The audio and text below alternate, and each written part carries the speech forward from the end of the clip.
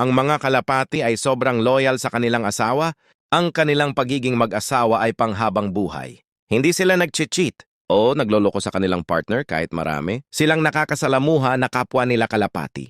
Sila ay kabilang sa monogamous animals na ang ibig sabihin ay iisa lang ang gusto niyang asawa sa buong buhay at ayaw niyang papalit-palit. Ang kalapati ay kilala sa kanilang ugali na gentle behavior.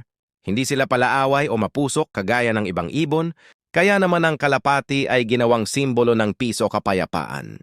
Saka lamang maghahanap ng panibagong asawa ang isang kalapati kapag ang kanyang partner ay patay na o di kaya nahiwalay sa kanya at hindi na sila nagkita.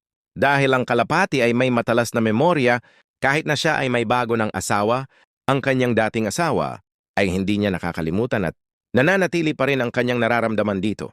Matalino din ang mga kalapati, kaya nilang humanap ng solusyon kapag nakaka-encounter sila ng mahirap na sitwasyon.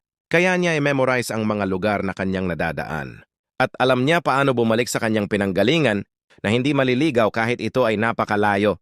Dahil sa kanilang pambihirang kakayahan kagaya ng mabilis kung lumipad, ginagawa silang messenger o tagapaghatid ng mensahe noong ancient civilization.